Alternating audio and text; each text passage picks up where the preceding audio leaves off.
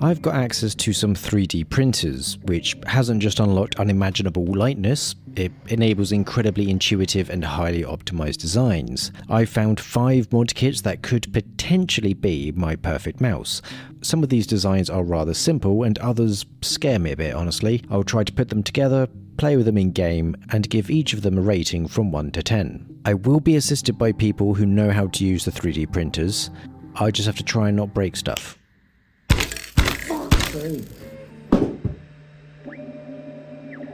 The first mouse is a mod kit for the original Superlight made by someone called this guy. It's a nice one to get myself stuck in with, to really get a good understanding of my abilities when it comes to using tools, as it comes with a variety of different parts to accommodate the complex internals of the Superlight. We started with PLA for this one as a test and the prints seemed to come out fine. I put the PCB in place and screwed it in. Unfortunately, and embarrassingly, I had already reached the peak of my abilities. I could not get this fucker to screw in. Maybe because I didn't know which screws to use for some reason. I was trying to screw it in and it just didn't fit. So I got my hand drill and started to hand drill it, and after 20 minutes of this shit, I got the screws in. But then I had to get a ribbon cable to connect to the switch PCB, which took 15 minutes.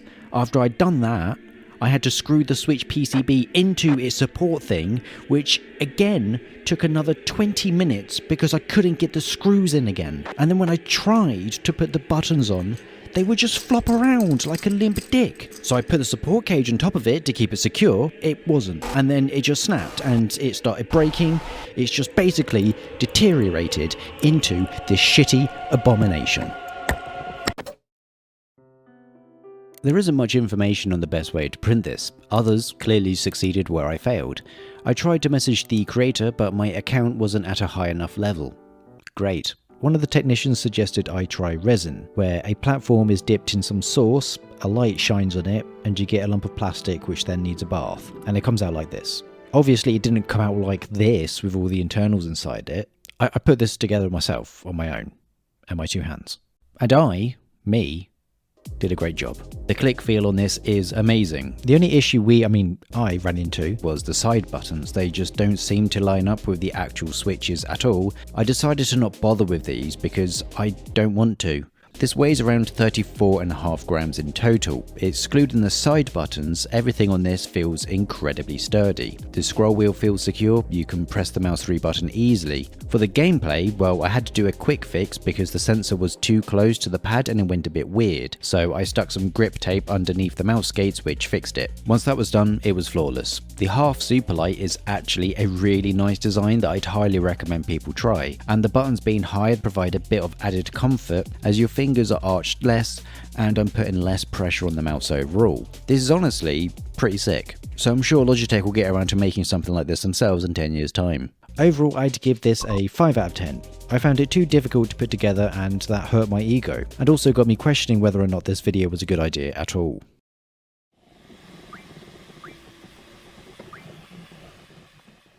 After being humbled by the previous design, I wanted to take a step back and try something a bit more basic.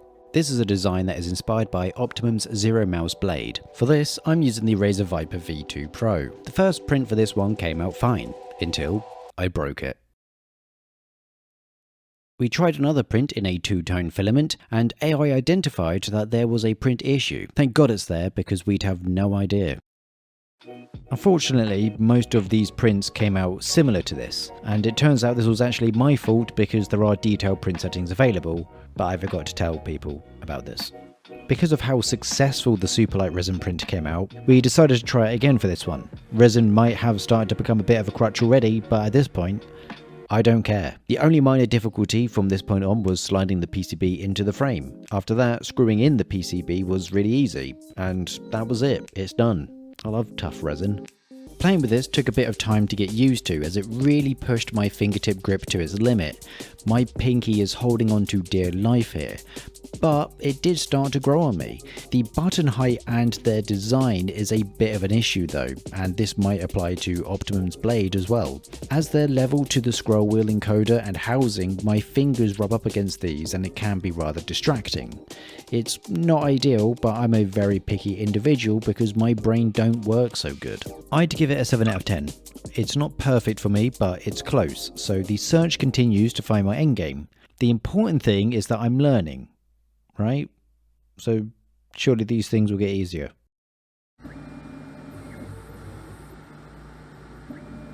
As there's an incredibly complex mod kit coming next, I wanted a final warm-up to prepare.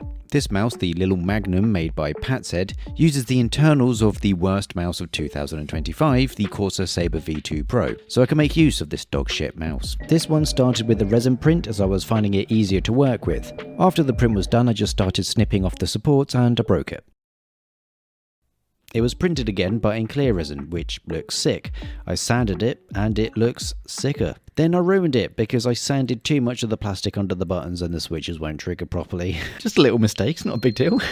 This is supposed to be printed with PLA, so I tried it and it came out okay, but then I had an issue with getting the screws in for some reason. I might have been using the wrong screws, I guess, because I put them all in the same fucking bag like an idiot. I tried some and they seemed to fit and it was done and I could finally play some video games. But it doesn't work on wireless anymore. Yay. So I bought a Daru A950 wing because that's what the Corsair Sabre V2 Pro is a clone of. It's a lot cheaper as well. It turns out the Sabre V2 Pro didn't work because I replaced the battery with a smaller one to reduce the weight and worked again with the original battery. So I bought a new mouse for basically no reason. I had another spare resin print that I tried instead, as putting screws into resin just seemed to be easier for me. One issue is that there's no scroll wheel support, so if you're a heavy scroll wheel user, you might need to print off some spare housing to keep it stable, but this design doesn't come with one. Playing with this was a bit awkward at first, mainly because of the right side not having much room for my fingers.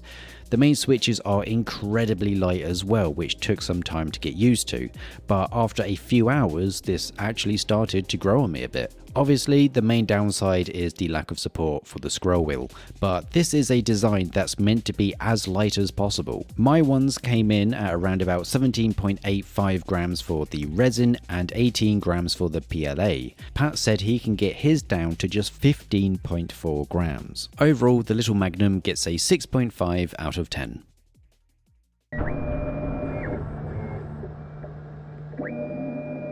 This is going to be the biggest test of my skills that I have clearly developed and perfected throughout this video so far. This is the Formaquill modular fingertip mouse.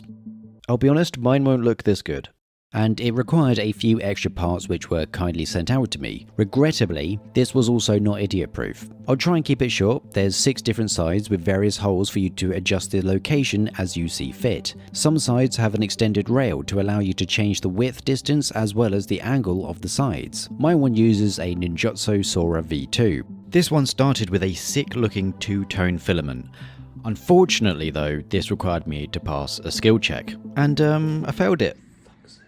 The issue was getting these nuts into these holes, but these nuts are really small. And I just struggled. I dropped one of these nuts and spent 15 minutes on the floor trying to find it. Twice. After breaking the cool 2-tone filament, I thought I'd continue to complete it anyway just to practice. So how do you think I did, guys? Is it looking good? The main buttons had so much pre-travel that my shots would register a week later. This was caused by me being a massive pussy and not actually making sure the nuts were flush. I was too scared to push them in all the way because I didn't want to break it, but then I broke it anyway. Thankfully, a clear resin print was done as well, just in case. So I attempted to make them flush in that one and it was completely fine. I was incredibly tilted at this point. Just like with all the models, I wanted to do these justice to show people what's possible with 3D printing. The creator ended up sending me a different base that would end up being a bit stronger, basically trying to make it idiot-proof. This was the name of the file that he sent me. Because I was so fed up of ruining these, I gave it to the adult that could use tools, and after they got them all flush and inside, the rest was up to me. I just had to screw in the PCB, add some sides which are then used to hold the top and bottom frames together. And this is it. it's done. The weight of this depends on your configuration. Mine comes in at around 27 grams, and honestly this feels amazing. It's comfortable, stable, and the whole thing just feels really tightly put together. Changing out the side only takes around a couple of minutes and even less with enough practice. It has a good balance between the modular components being easy to swap and keeping it structurally stable, so you're encouraged to find the best configuration for you.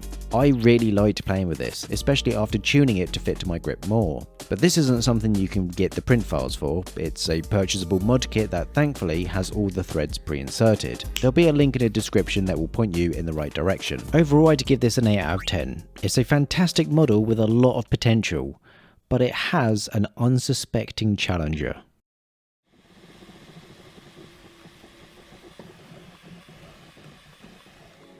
The last mouse is a VXC Madar mod kit made by, the links in the description, and this one blew me away. It looks too basic to really achieve that, and I found that this was suspiciously easy to put together. There was a bit of snipping, but getting the PCB in was easy. I didn't even have any issues like I did with some of the others that were printed with PLA. Everything just slid and screwed in with ease. The design even comes with some cutouts to use as a guide to get the correct size grip tape, which is a nice touch. In total, this mouse weighs approximately 17.73 grams with a 150 mAh battery swap, and that includes the skates and grip tape. But this does look a bit awkward. It's clearly a very specific design, so I plopped my hand onto it, and my god, it's perfect. Everything about this mouse looks like something I'd hate, like how it forces your hand in a certain position. Most of the others provide a bit of flexibility. This is a lot more specific, and it fits my hand perfectly. Playing with it just feels like I have complete control over the mouse. There's no fatigue, discomfort, or even moments where I have to adjust my grip.